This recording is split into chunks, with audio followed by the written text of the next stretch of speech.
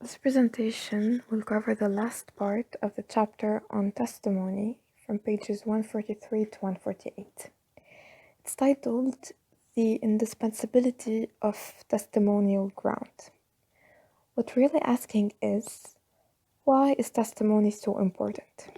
Especially when it comes to little children who are learning something as simple as color words and who do not yet have the concept of credibility or enough experience to justify believing what they are told.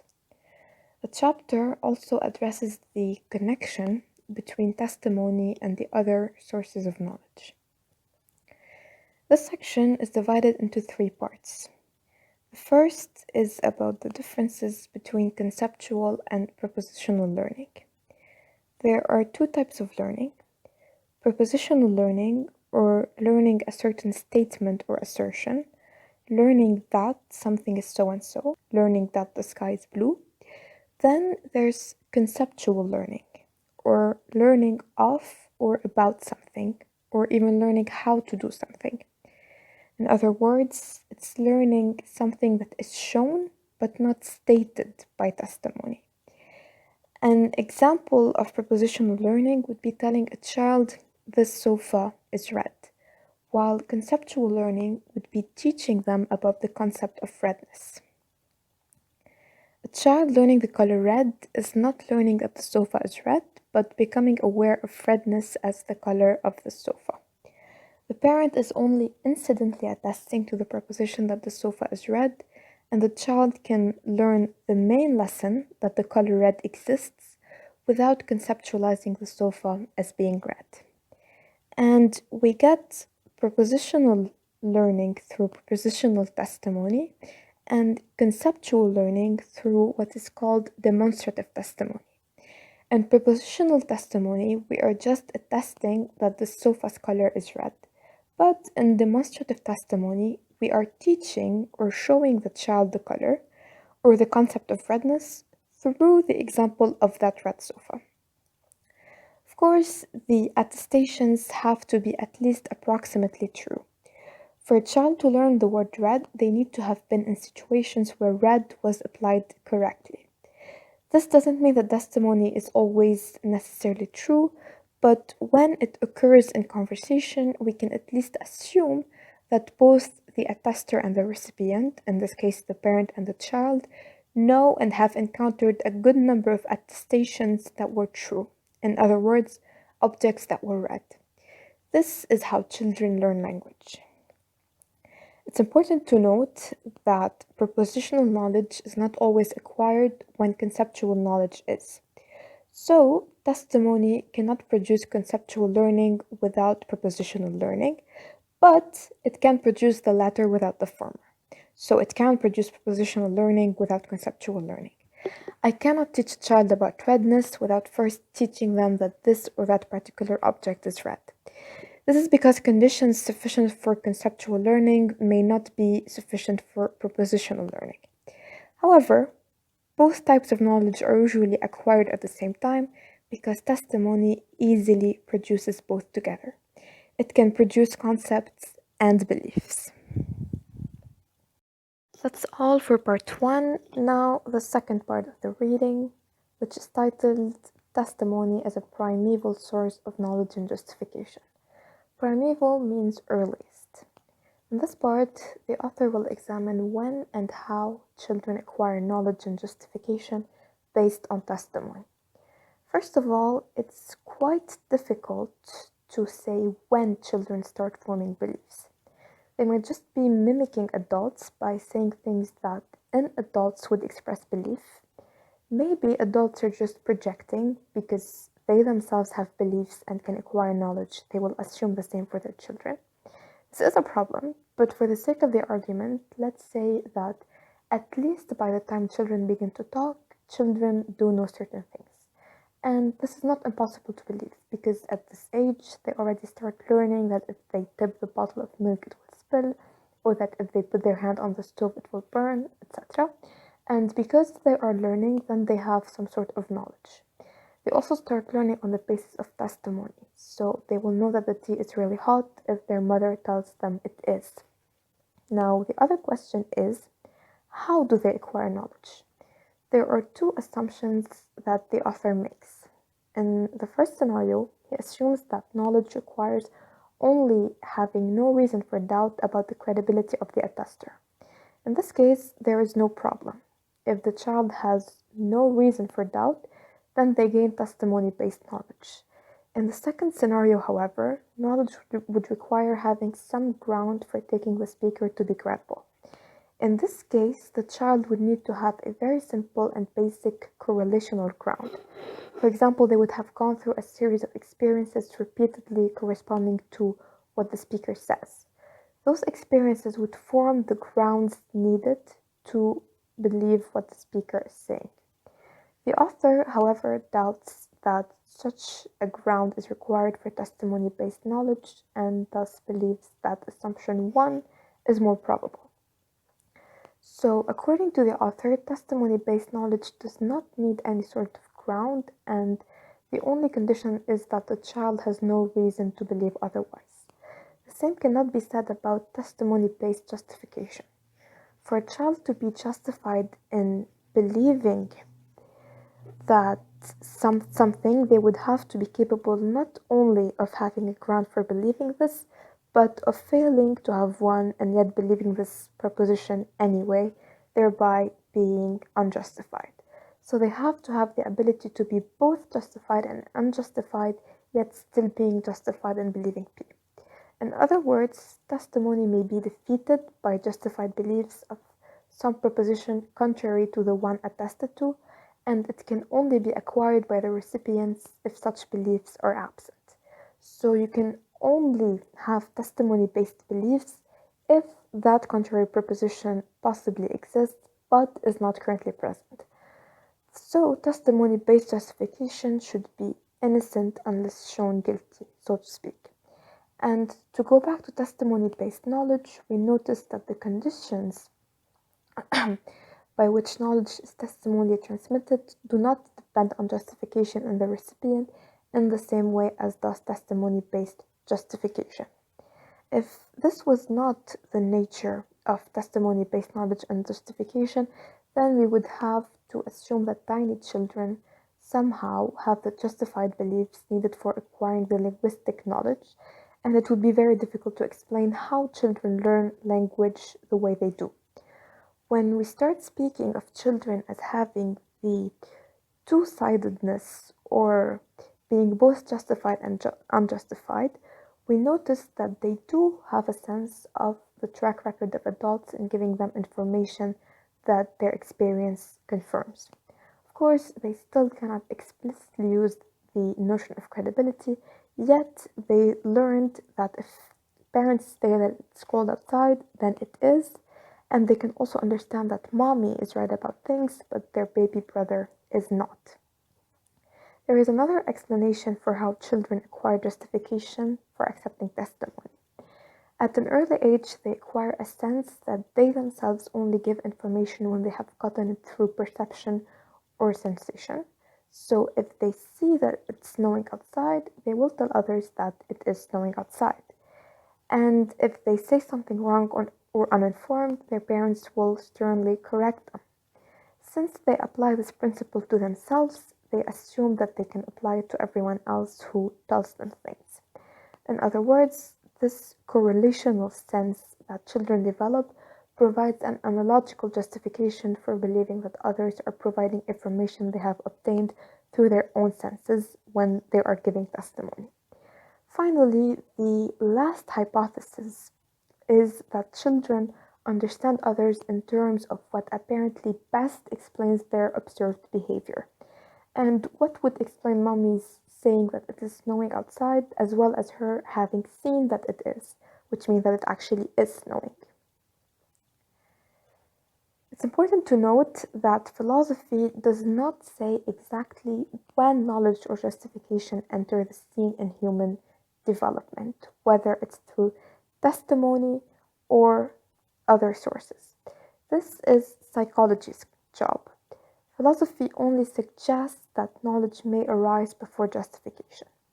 However, this theory is harmonious with our most familiar data about human development, and it's very nice to think about children as creatures who acquire knowledge and justification through testimony, because then it's easy to explain how they're able to make discriminations that enable them to assess what they are told and gain some sense of the track record of those around them who offer information, like when they know that their mother is saying the truth but their little brother is not.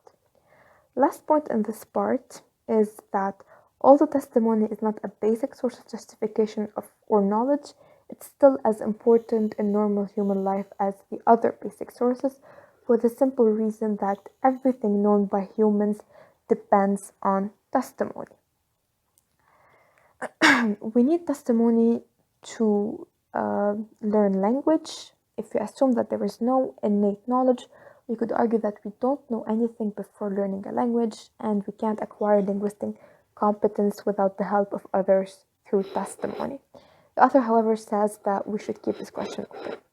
It's almost impossible to give up all the knowledge and beliefs we have acquired on the basis of testimony.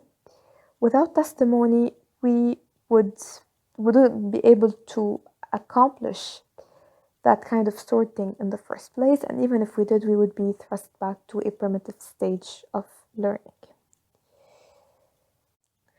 Moving on to the third and final part, which is titled Non-Testimonial Support for Testimony-Based Beliefs, where the author examines the relationship between testimony as a source of knowledge and other sources of knowledge, notably memory. This part starts with Hume's view on testimony. He says that it's capable of grounding knowledge only on the basis of a kind of legitimation by other sources.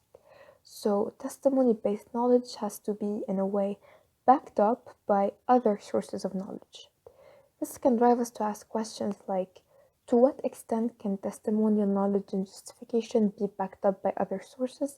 And is it so that for each proposition one justifiably believes on the basis of testimony, one has a justification from other sources? This is called the focal justification question for testimony-based beliefs. But there is a problem, or a complicating factor. If you want to use other sources to support testimony, some of the propositions we might use could be based on memory. And our beliefs of these propositions might have been originally based on testimony, for one simple reason, which is that we came to believe much of what we have stored in our memory through what others have told us, either in person or in writing. But although this is the case, what was testimonially learned and is memorially preserved may justify believing a proposition someone attests to. And additionally, many of our beliefs about conditions under which people are credible are preserved in our memories. So, even if I have no evidence regarding P, I may have reason to think the attester saying it is some reason to believe it. For example, I believe what a person tells me because I can remember that they've never lied to me in the past and seemed trustworthy in different situations in the past. So we do have some degree of independently grounded justification for everything we believe on the basis of testimony. However, some of the memorially justified beliefs would not be justified unless I had been at some point justified in believing something on the basis of testimony. In other words, sometimes we have to use testimony to justify memory-based beliefs. In these cases, I will believe one person's testimony, then I will remember the proposition attested to, and then I will use it in checking on another person's testimony. But now what I'm actually doing is that I'm using testimony to check the credibility of testimony, which creates some sort of circularity. However, the author tries to refute that argument by presenting 2 points. The first is that when I use a testimonially justified attestation to support another testimonially based attestation, I'm still using 2 different attestations that were said by 2 different attesters. The second is that since memory is a basic source of justification, it may yield justification that supports testimony but is not testimony based. So even if a memorially justified belief is originally justified on the basis of other testimony, it may later be justified without dependence on the initial justification. To illustrate the points he made so far, the author gives the example of hearing on the radio that there was an earthquake in Indonesia.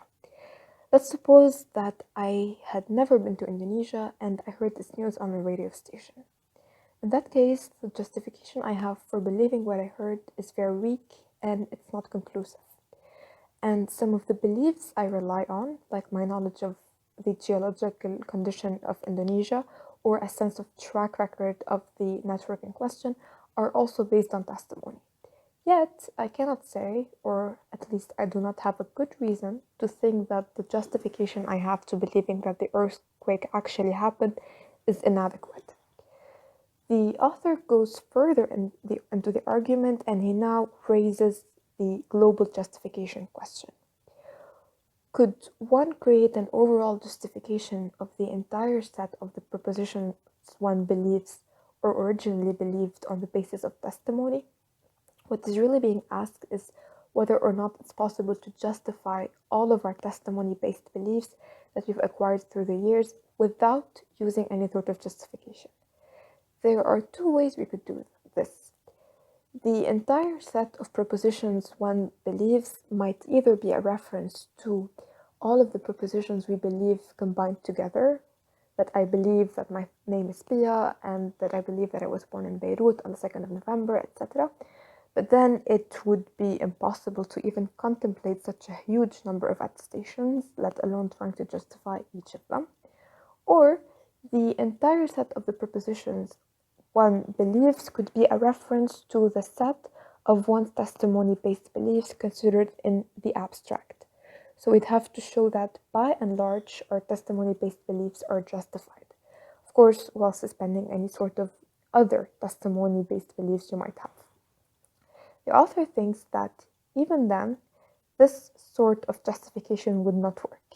Even the second approach does not seem achievable, for one simple reason, which is that it's impossible to completely avoid using testimony when trying to judge or assess a testimony-based belief. Even if we want to evaluate the track record of an attester, we will need to depend on what we believe on the basis of testimony. One example is how news source serves as a check on another. If you wanted more justification to believe there was an earthquake in Indonesia, you might tune into another radio station to see if they mention it, or maybe check social media. Regardless, you'd still be using some form of testimony to justify your belief. So we can say that testimony from one source is tentatively assumed and just checked against testimony from another. It looks like we cannot answer the global justification question because there is no general procedure that we can use to justify the whole set of our testimony-based beliefs. But this is not a problem because we don't actually need to find an answer. According to the author, justified testimony beliefs are individually justifiable for the believer in terms of the basic sources of belief, and that's enough.